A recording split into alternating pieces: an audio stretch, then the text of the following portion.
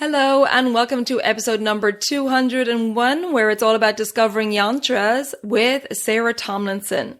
Yantras are geometric symbols containing specific healing energy. And they are actually the visual counterparts of mantras, which we're all very familiar with. So please stay tuned to learn how you can explore the creative world of yantras.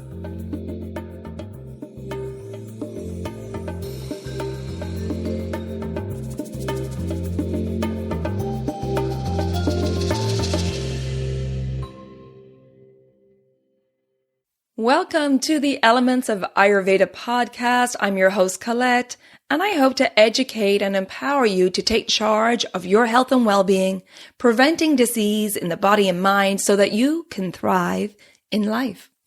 I will be sharing the holistic teachings of Ayurveda, which is the ancient healing tradition from India. I will also discuss topics like yoga, which is the sister science of Ayurveda, and various topics under the umbrella of holistic health and planetary health, as well as interviewing lots of inspiring people along the way. My humble wish is to help you to connect to your true nature and to Mother Nature. Now, if you're new to Ayurveda, I recommend listening to the first couple of episodes where I do an introduction to Ayurveda and the mind-body types. And if you like the content, please be sure to subscribe or follow the podcast so the new episodes will automatically download for you. Also, you may want to check out my private Elements community, which is away from social media. It's a safe space for like-minded people to come together, to connect, to share, to support each other, and to continue the conversation from the podcast episodes. Check out the link in the show notes or visit my website, elementshealingandwellbeing.com, and just click on the community tab. And I hope to connect with you there. Thanks for listening, and now here's a new episode. This episode is sponsored by Kerala Ayurveda Academy. Are you inspired by the Vedic traditions and curious to deepen your study? Kerala Ayurveda Academy is a full-spectrum Ayurvedic company with deep roots in India, offering education, wellness, and herbal products. You can study online or in person and train in the birthplace of the ancient traditions, Kerala, India, where thousands of medicinal spices grow wild in the mountains.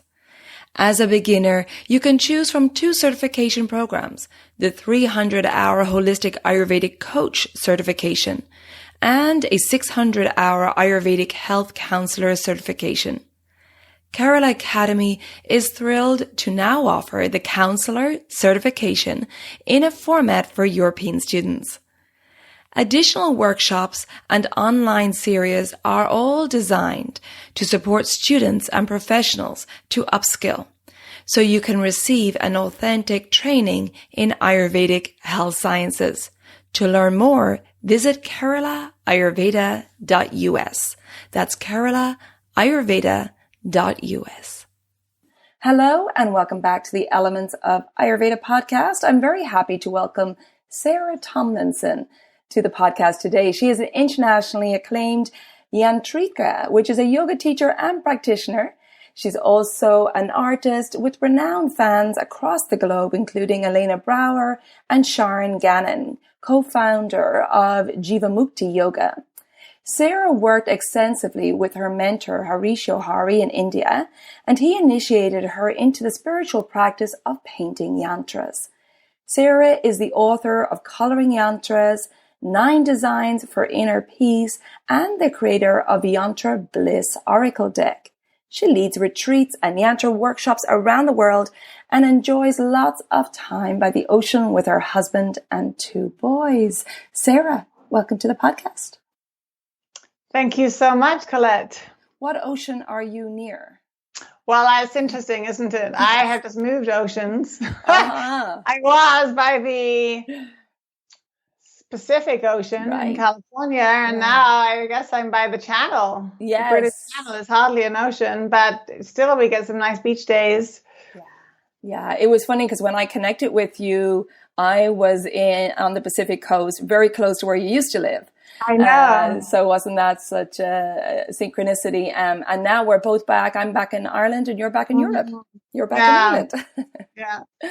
So, well, I just came off the beach as well. So I'm all windblown, but it feels good and ready for this great conversation on Yantras. I'm very interested in sharing this topic with the community. So I guess, Sarah, let's start with what are Yantras? Yeah, what are yantras? Well, I like to just say, what are mantras? A lot of people have heard of mantras, right? Mantras are the sounds, sound vibrations. Probably the most popular, common one we all know is Om. So mantras are sound vibrations, and yantras are their counterpart, and they're the visual vibrations. So there's a color and there's a sound. There's a color and shape and a specific sound, and they always go together. A yantra always goes together with a mantra. So it's just a visual component, and it's sometimes we call them containers for aspects of the divine. So that sounds a little complicated, but what they look like is like a squarish shape, and the shape starts to feel like a house that you meditate on, and you meditate at the center of the house. There's a dot at the center. And there are circular shapes within that house, so like a square containing circles and petals and maybe triangles. Very specific sets of shapes and colors for each yantra, which actually give a certain frequency. So you could say there's somebody living at that house. Okay. Right? Sometimes we call it a portal into a certain frequency, or it's actually kind of nice to think of it as a house. So a certain deity or a certain planet, something with a specific quality is going to be residing there. And we use them as tools in meditation.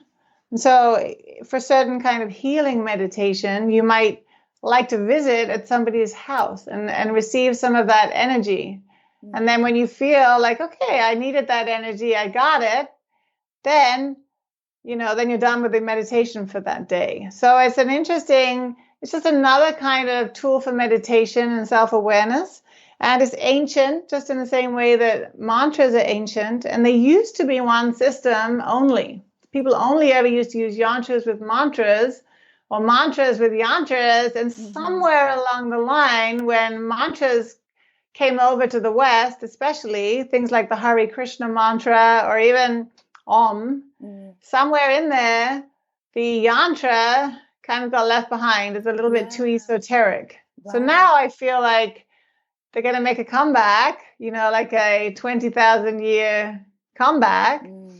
And I feel like they're going to get more popular. Somehow I feel like we're ready now to use this tool in our spiritual practices along with the mantras.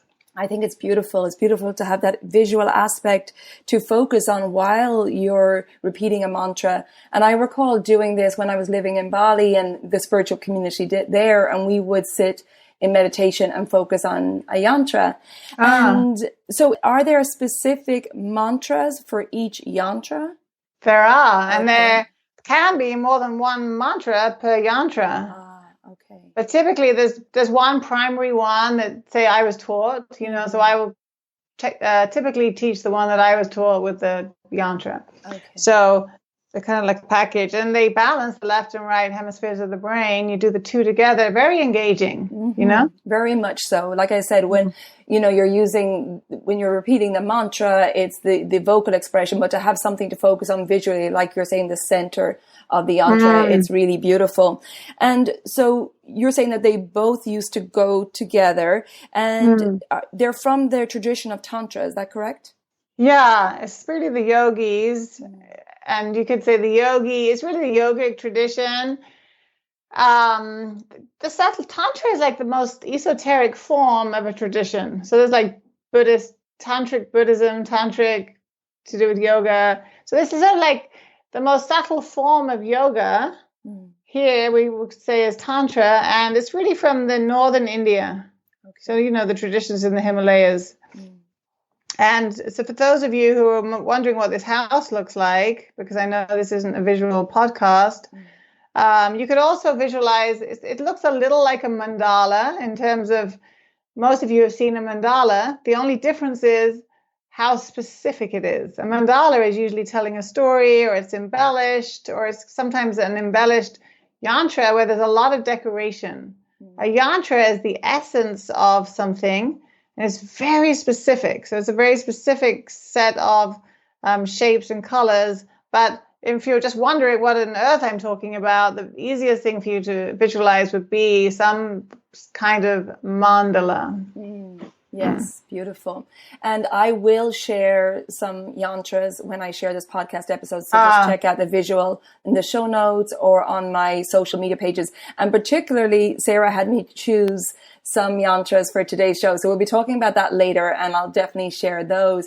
But Sarah, I'm really fascinated by your story as well. And we mentioned in your bio that you worked with your mentor, Harish Johari, in India. So can you tell us a little bit about how you discovered Yantra and how it's affected your life?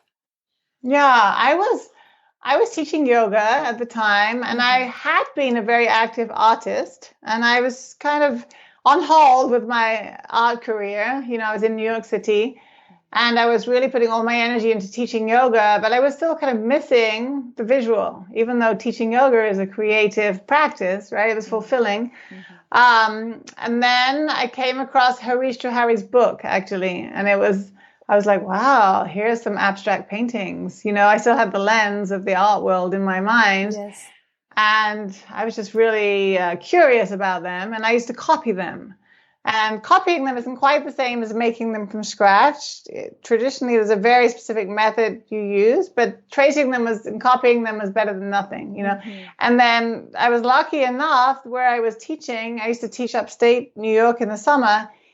Harish Johari happened to come the following summer to give a workshop there, because he would come annually to America from India. And then I met him, and I'd spent 3 days with him, and I said, that's it. I found my thing. I've got my art. I've got my yoga. It's all in one place now. I have to go to India. I'd never even wanted to go to India before. So then I pretty much got it together to go very quickly. And I spent a couple of months with him that year, and I came back, and then he came back and did more time in America. And then I went back the next year. So, you know, I developed this relationship with him towards the end of his life. And I also spent a lot of time with some of his older students. But yeah, I just had this immediacy that I had to spend time with him once I landed on this subject. So most of the yantras I'm teaching come from the teachings he gave. Wonderful. Great. What a great journey. And the fact that then you could combine all your skill sets, the yoga and the art, the creativity together. Yeah, I was so happy. And it just shows you, you know, sometimes when you're younger, you don't know why you do disparate things, and you wonder how things are going to come together later in your life. And, you know, they do. You have to have a little faith as you go through it. Absolutely. And on that note of the creativity, I think that there's definitely a lack of creative energy in our world today. For those of us who are not so creatively inclined, I try at least in my consultations to encourage people to develop more creativity in their life, because I think it can be so meditative. It's where our inspiration comes from. It kind of quietens our mind and allows that inspiration or intuition to enter. And do you feel that some constitution types resonate more with the yantras? That is a great question. There's two parts to that I want to answer. One is, when people first, you might have to remind me of the question in a minute if I forget, but the first thing I was thinking is, a lot of people come to yantra workshops and they say, I haven't picked up a pencil since I was, 8 years old, kind of, I haven't picked up a coloring pen since I was 10. Like something happened when they were at school and somebody told them they couldn't draw, and they just always said, I don't do art or something. I'm bad at it. Sure. But the process is so inviting, then it's kind of step by step. And yet there is this personal expression as you go through it, that it's kind of like people get in touch with the happiness of being creative again. So that's something really, truly amazing. And it doesn't mean that they're necessarily going to become visual artists after that. They may suddenly realize they want to go and write stories, or they want to go and create something else, but it just taps them into the creativity. Exactly. The second thing is what your question was. What was your question? Question was, are there certain constitution types that resonate more? That's a great question. Yeah, that was the great question.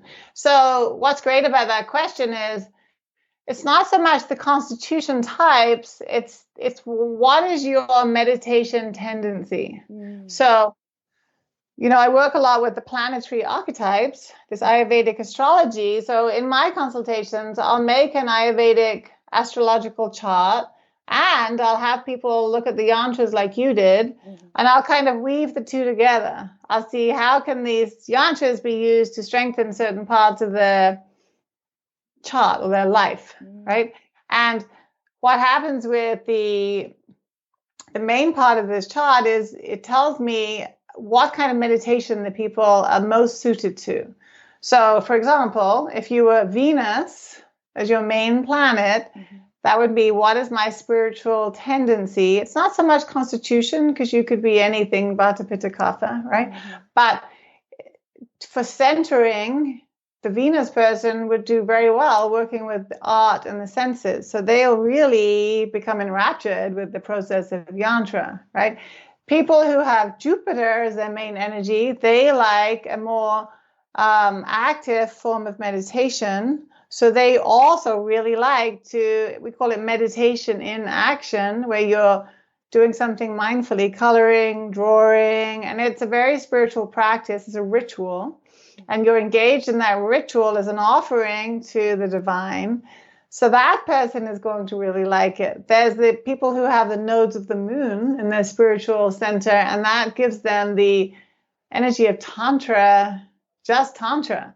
So people who have that energy are going to really want to work with yantras and mantras. So I would say those are the people who are going to enjoy it the most. There are going to be other kinds of people. Obviously, all kinds of people might like it, but they all might work with yantras in slightly different ways, depending on their tendencies, So some people might have a more devotional approach. If they have the moon, they may do long pujas to the deity. And some other people might like a more minimal approach if they're Saturn, and they may just like drawing the yantras and very kind of simple, and the lines might be meditation. So I think that some people definitely will be more drawn to this form of meditation than others. And then even within that, some people will have a different approach to the way they do it than others. And it's actually fun to see. I've taught so many workshops over the years that I feel like a lot of my knowledge now about the psycho-emotional component of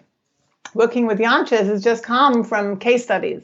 Right. Really seeing who's drawn to what and how did that affect their lives. And I've seen so many now, this is like 20 years later, right? And I can just tell, that, and then they become like medicines or remedies for certain conditions or temperaments, and then how often they take the medicine, or, so I think of the healing aspect of working with yantras is just that, just like what is the frequency that person needs in their life, what is kind of off, and they'll probably be drawn to that yantra, and then how do they need to take that medicine. And it's very interesting. Very interesting. And you're saying more so in your consultations, you look more at the overruling planet to determine their tendencies. Yes, I do both. I really just kind of go back and forth between the chart and the yantras. And I've really developed my own system with both of them now. I mean, really, I'm just tapping into the ancient wisdom of the planets. It's not really my own system, but just a way I bring in the yantras as the medicine. Mm-hmm. And it's lovely that, different people will work with it in different ways. And as you said, over the 20 years, you've experienced that. But whatever way they work with it, it's still getting into that present moment awareness by working with the yantras and mantras and quietening the mind and allowing that inspiration or intuition to enter. Yeah. Right. Yeah. Yeah. Wonderful. And you brought out a book in 2017 called Coloring Yantras, and this is a healing practice. Can you explain to us the process of how coloring yantras is healing? We talked about coming into the present moment, and how you said a moment ago how some people take up a coloring pencil for the first time and there's this like, oh, I haven't done this in years. Can you explain that process and what's happening that is bringing this healing to the body and mind? Yeah, well, there's the immediate thing, which is the calming, kind of the color me calm of the coloring book craze, which really is valid, right? Your nervous system calms down, you get spacious. Then that's a perfect environment for healing. And then and tapping into your creativity through the process. And then the second thing is the medicine you choose. So in coloring yantras, at the beginning, there's a little description for each one. Not that little, actually, but there's a synopsis of each one and what it's good for and why you might choose it, like you're choosing your remedy. Sure. And so I think that starts to get you a little connected with your intention. You know, why am I doing this? Why am I taking this remedy? And then when you go to color, you're already kind of doing it with a certain intention. So there's a mental focus and there's a spaciousness around a specific kind of outcome. And then you just dive in and color. And then once you've done the coloring, maybe a lot of people actually make copies of this book, right? So they can then have that yantra and put it up in their living space. And then it continues to have a benefit. So it's like the yantra's blessing you. So you color it and you get the blessing.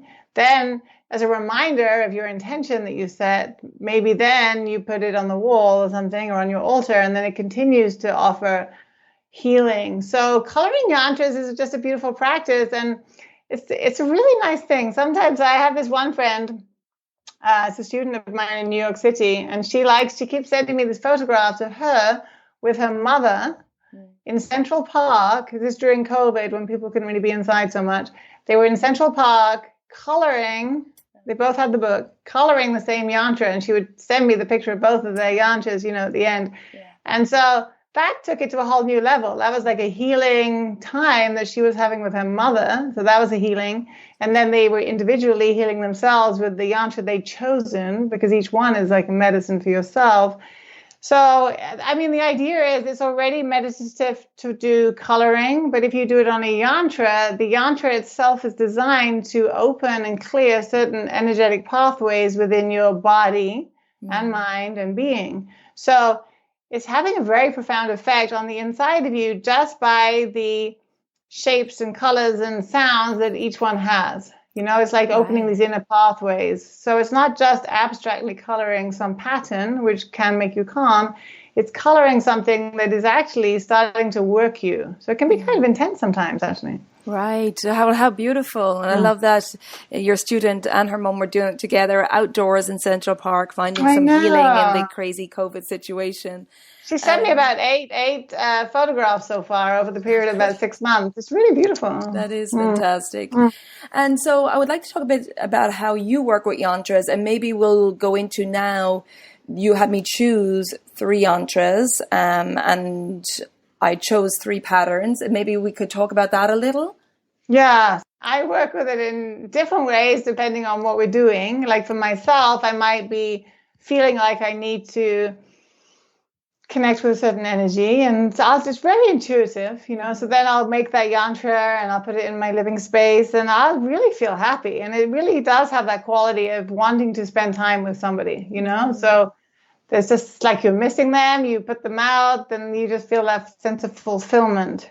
So that's one thing I do for myself. Sometimes people will order a yantra, right? They'll say, I'd like to have this yantra in my living space. Now, people can order prints of my yantras on my website, but some people would rather I painted it for them, because then that intention, every single color I'm painting is specifically for them, right? It comes out a little different if I'm making it for you. So that's one thing I like to do, and that's always a nice process. So making other people yantras is healing yantras. And then the last thing is this more kind of prescriptive, talking about why you're drawn to a yantra, and then it'll be encouraging you to work with the yantra. So if I'm asking you to select 3, usually by the end of the conversation, I'll have you get it down to 1. Oh, okay. Yeah. So Colette chose these 3 yantras, and they do all have green backgrounds. So by the way, everybody, you can go to sarahyantra.com/yantra. Even as you're listening to this, you could just pause and go and look at a page. There's a page of yantras there. So sarahyantra.com/yantra. Okay. And so from that page of yantras, Colette chose these 3, and they happen to have that green background. I'll just tell you that green background, typically with a yantra, you actually start to feel the opposite color. So that means in meditation, you're actually getting a deep red. Oh. So in the color wheel, the opposite of green is red. That's kind of interesting already. So there's a very grounding feeling there then. Oh, good. So that's a little bit of a rooted grounding feeling. So that's just because of the green that you picked and that continuity. And there's like 2 aspects to the yantras you picked. One is the deity aspect, and then one is the planets. So I might say, if I look at the planet that you were drawn to, it was Mercury, and that had a lot of green, didn't it? So I'm not going to say that's all red. Right now, we'll go back to the greens.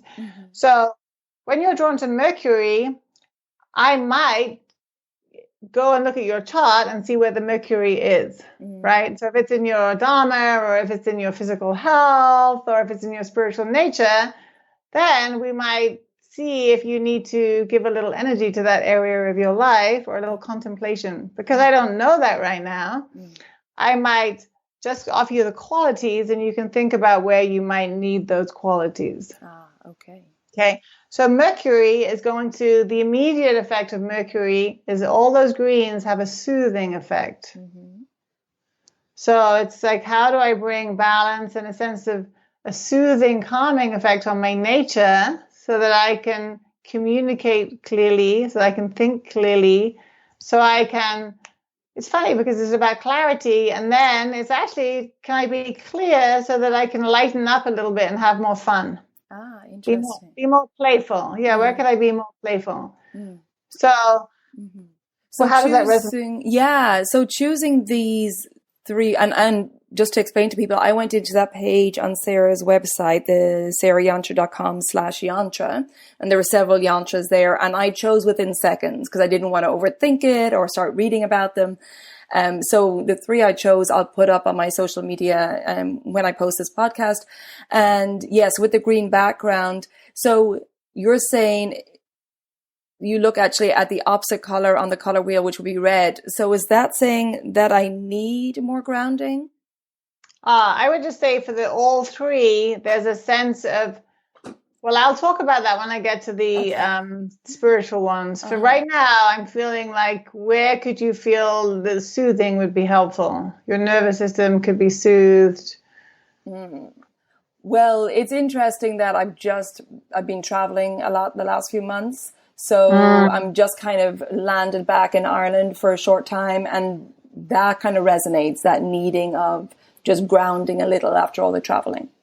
Yeah, and you are probably going to be able to get out and see some nice green. Yes. Yeah. Yes. So literally, sometimes it's actually very just common sense, right? You're drawn to this green, it's calming, you get to go outside. Sometimes it means even you have to eat more green food. Right. And I mean, the countryside in Ireland, and if anyone knows Ireland, you know, like the countryside is almost a luminous green here, and it's very lush. And so, that could definitely. So that's really nice.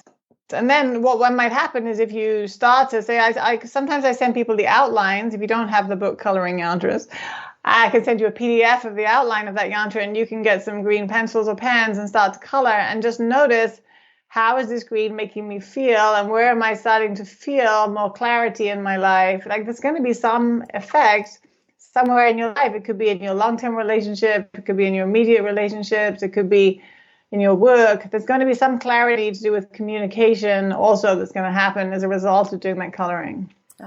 Great. So that's your Mercury. And then I would say that's a more like immediate thing that's going on with you, like the calming and then the clarity and the communication.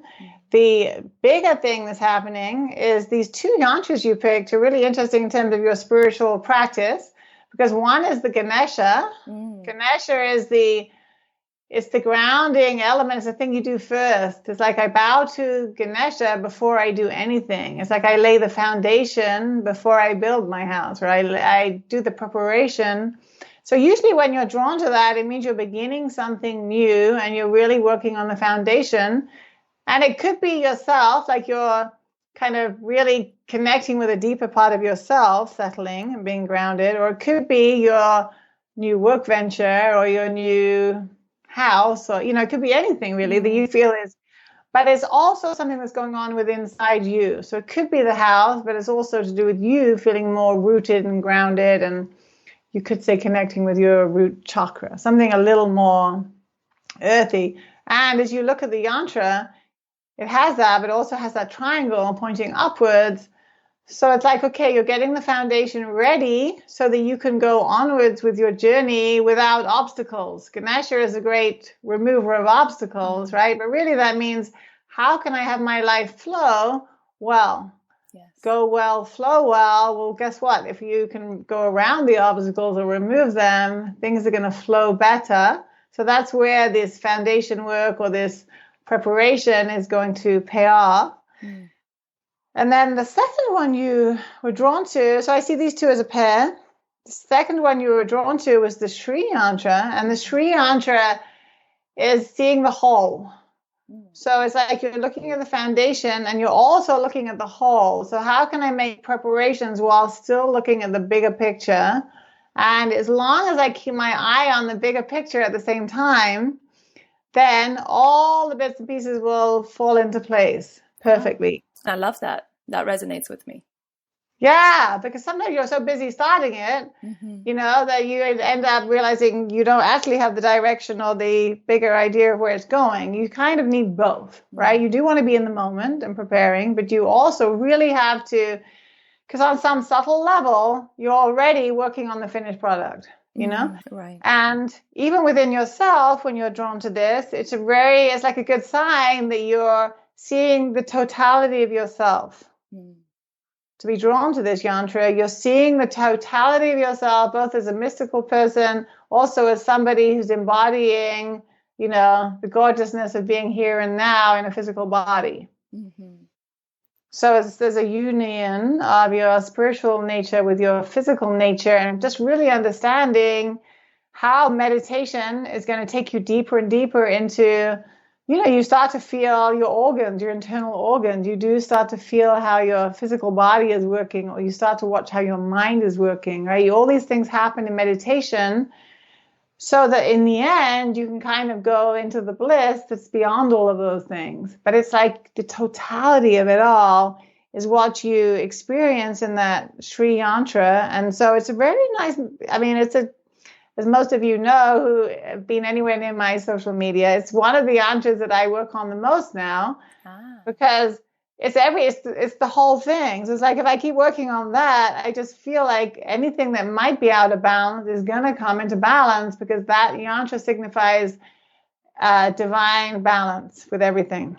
Yes. And I'm just reading, I have it up, the screenshot of the ones I chose up here on the screen in front of me.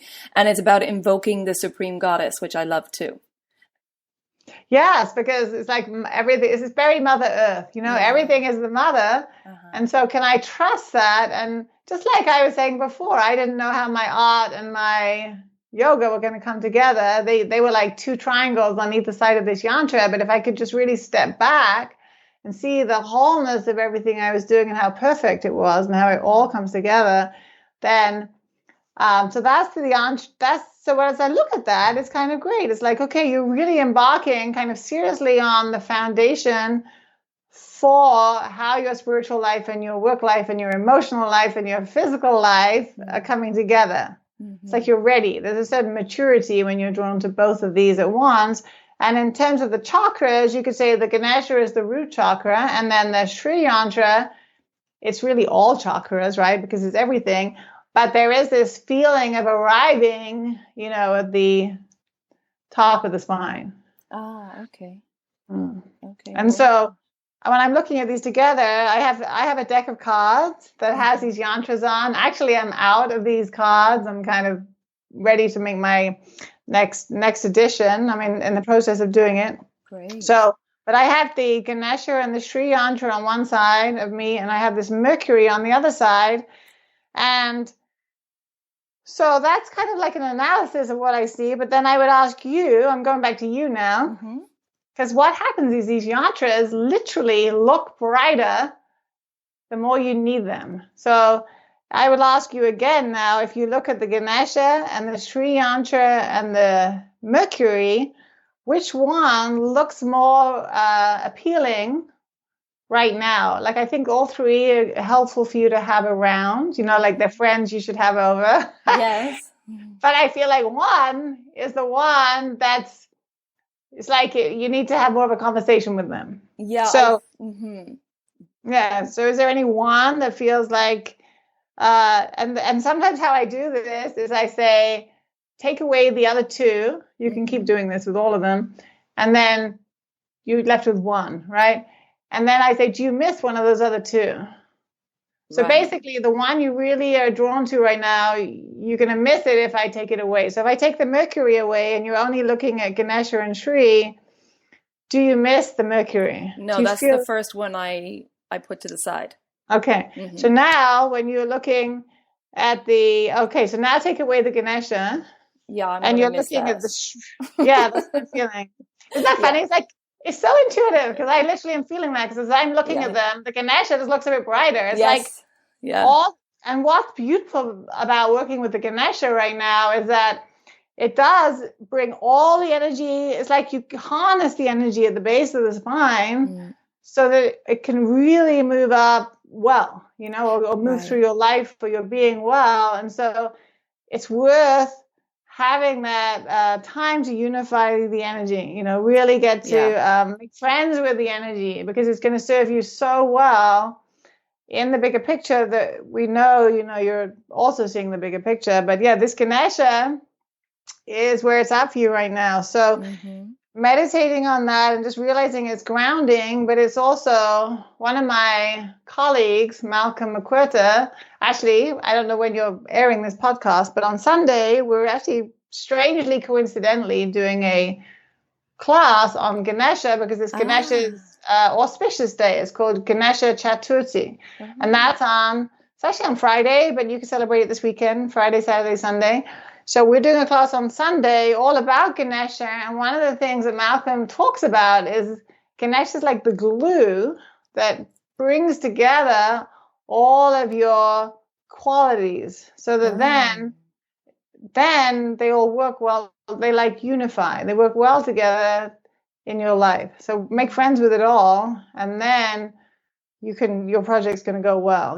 Get all the team members together for the things that you're about to embark on. I love it. Yeah, that really resonates with me, Sarah, because like I said, it's as unsettling as it has been for everyone over the past year. I know everyone's in the same boat. I moved from France back to Ireland to be with my parents to help them out during lockdown. We had the longest lockdown in Ireland, so I was cocooning with my parents and helping them, and then got some freedom and went to the US for a few months. So now I'm kind of landing back in Europe and really needing to ground so that I can go forward. So I feel that this Ganesha Yantra is really appealing to me now, because I need to ground. And also, go to, okay, where am I going to live next? Because I've kind of been in this, as we all have, in this kind of holding pattern over the past, year plus. So so this is really interesting. I feel now it's like, okay, I need to ground after all the travel, and then where I'm going back to mainland Europe, going back to France, where am I going to set up next? And so just on a very, like you said, a very foundational level.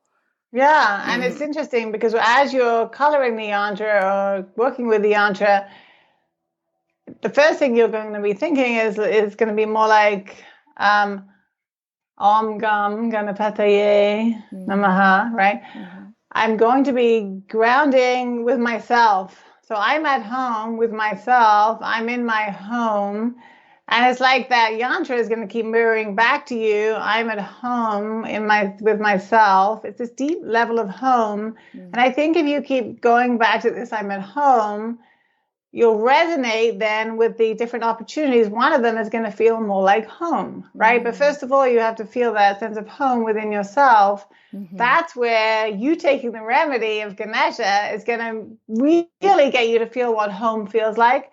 So that when the opportunity presents itself, you'll be like, oh yeah, that's where I'm meant to be. So you don't actually have to overthink it. It's more like you just have to find that quality within yourself of feeling at home. Right, exactly. And I feel like I'm at that stage where I'm not stressing on where should I live. It's just going to open up when ready. Yes, great. And so the center of that yantra, it has a triangle, but it also has a star, right? And the star in the middle is for balance. So that means even as you go up on this journey, your job is to keep coming back to yourself and coming to a place of balance and kind of beginning again. I can go forward, but I have to keep coming back to myself and get balanced and then go, so it's sort of like, don't get ahead of yourself. Right. So my seasonal Ayurvedic cleanse coming up very soon is going to be very helpful for that balance. Yeah. So that's the perfect cue for me to jump in here and talk about my upcoming group discounted seasonal cleanse starting October 1st at the joint of the seasons, particularly between spring and summer and then summer and autumn.